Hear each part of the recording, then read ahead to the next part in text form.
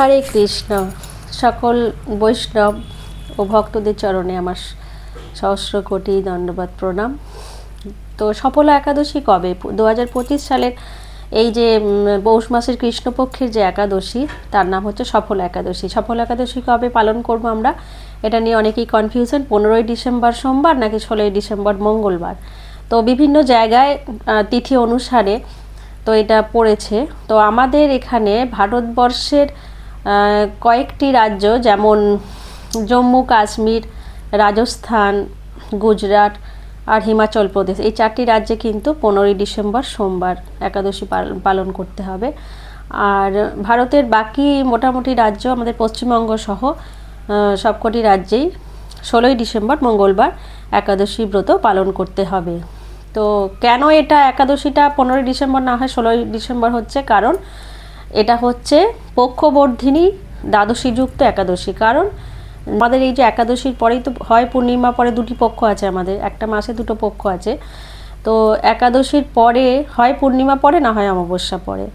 তো এবারে এই একাদশীটা যেহেতু কৃষ্ণপক্ষের একাদশী, এটা এর পরে পড়বে অমাবস্যা।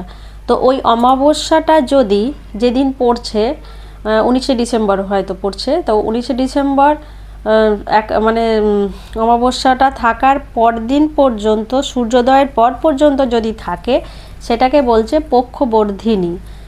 মানে ওই অমাবস্যাটা এই যে একটা দিন পুরো থেকেও পরের দিনেও সূর্যোদয়ের পরে পর্যন্ত থাকছে, তখন সেই তার আগের যে দ্বাদশীটা, তখন সেটা হয়ে যায় পক্ষবর্ধিনী মানে দ্বাদশী।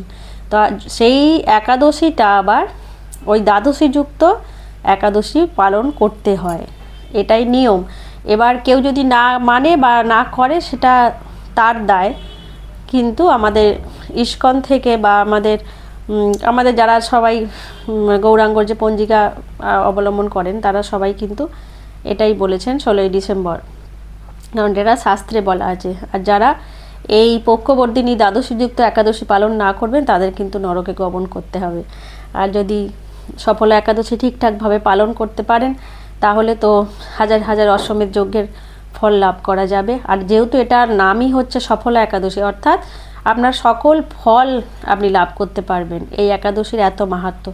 একাদশী পালন করলে এমনিই সবারই পাপ থেকে তো মুক্তি হয়, অনেক কিছুই। মানে এটা ভগবান বিষ্ণুর একটা খুব কাছের লোক, মানে কাছের প্রিয় মানুষ সবার একটা সুযোগ। একাদশী পালন হচ্ছে, একাদশী হচ্ছে সমস্ত ব্রতের শ্রেষ্ঠ ব্রত, হচ্ছে একাদশী ব্রত। তো এই সবারই এটা পালন করা উচিত। এবং বাড়িতে আপনাদের যারা বাচ্চা টাচ্চা আছে, তাদের ছোটোবেলা থেকেই যদি এই সিস্টেমে পালন করা যায়, যে একাদশী ব্রত পালন করার, তাহলে কিন্তু তারা অনেক ছোটোবেলা থেকে সুন্দরভাবে এগুলো গঠন করতে পারবে। কারণ আমাদের এই কলিযুগে আস্তে আস্তে বাচ্চাদেরকে বড় করার পর তারা যে পরিবেশে মিশবে, বা এখনকার অবস্থা তো দেখতেই পাচ্ছেন, খুব সামলানো তখন খুব মুশকিল হয়ে যাবে। ছোট থেকে যদি দেখে একটা সিস্টেমে না আনা হয়, খুব সমস্যা। তো যাই হোক, তো এই কৃষ্ণপক্ষের পৌষ মাসের কৃষ্ণপক্ষে যেই সফলা একাদশী, এই একাদশী আমি মাহাত্ম্য কথাটা বলবো। তো তার আগে বলি যে একাদশী যারা পালন করবেন, অনেকেই হয়তো আপনারা আমিষ আহার করেন। একাদশী ব্রত কিন্তু সবাই পালন করতে পারেন, সেটা তারা নিরামিষ আহার করেন বা আমিষ আহার করেন, সবাই করতে পারেন। তো যারা আমিষ আহার করেন, তাদের জন্য বলছি, তারা কি করবেন, ধরুন 16 তারিখ একাদশী পড়েছে, তার আগের দিন 15 তারিখ আপনারা নিরামিষ আহার করবেন। তো 16 তারিখ তো এমনি একাদশী উপবাস করলেন, পরের দিন পারণ করবেন। পারণ মন্ত্র মানে দেওয়াই থাকে। আপনাদের যদি প্রয়োজন হয় আমাকে কমেন্ট বক্সে অবশ্যই জানাবেন, আমি পারণ মন্ত্র দিয়ে দেবো। তো ওই পারণ মন্ত্র করে, এবং ভগবানকে যেগুলো আপনি একাদশীর দিন খাননি, রবি শস্য যেগুলো আমাদের বর্জন করতে হয়, 5টি রবি শস্য, সেইগুলো দিয়ে ভগবানকে নিবেদন করে সেটা খেয়ে মন্ত্র বলে আপনার একাদশী ভঙ্গ করতে হয়। এটাই হচ্ছে পারণ। তো পারণটা সবসময় করা উচিত সবার, নাহলে একাদশীর কোনো ফল লাভ হয় না। তো এই হলো কথা। তো পরের দিন আপনারা যেহেতু মহাপ্রসাদ পাবেন, সেই জন্য পরের দিনটাও নিরামিষ আহার করতে হয়।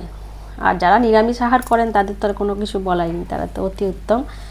তো এই হলো ব্যাপার। তো আমরা সফলা একাদশীর মাহাত্ম্য কথা বলবো।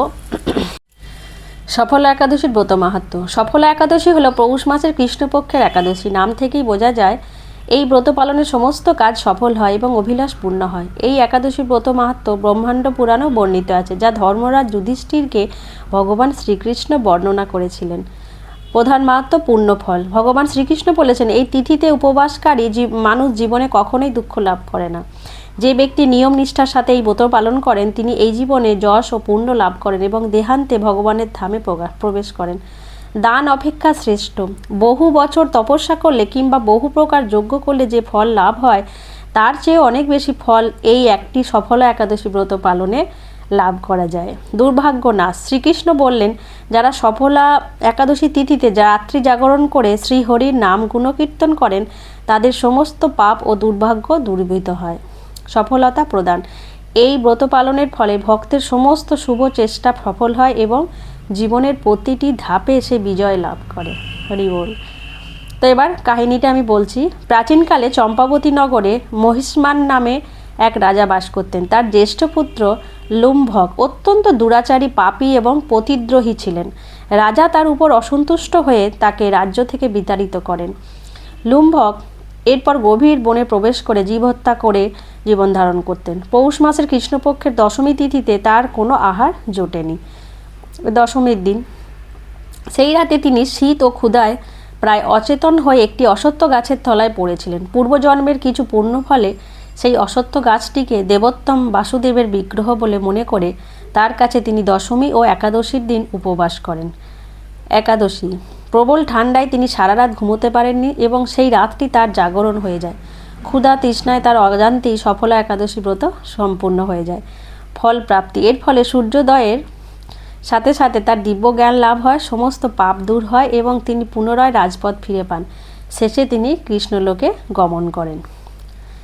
তাহলে দেখুন কত পাপী দুরাচার তারাও উদ্ধার পেয়ে যাচ্ছে একটা একাদশী ব্রত পালনে। তো যাই হোক, সবাই যদি করেন একাদশী পালন সেটা খুবই ভালো। আচ্ছা, আমি পরের দিনের পালনের বিষয়টা বলি। যারা 16 তারিখ একাদশী পালন করবেন তার পরের দিনের সকালবেলায় পালনের টাইম হলো সকাল 6টা 9 থেকে 9টা 45 পর্যন্ত সকালে। তো পালন মন্ত্রটা যদি আপনাদের জানা না থাকে আমাকে অবশ্যই কমেন্ট বক্সে জানাবেন, আমি কিন্তু ওখানে লিখে দেব। তো হরে কৃষ্ণ, সবাই একাদশী পালন করুন, সবাই সুস্থ থাকুন, ভালো থাকুন, ভগবানের চরণে থাকুন। হরে কৃষ্ণ।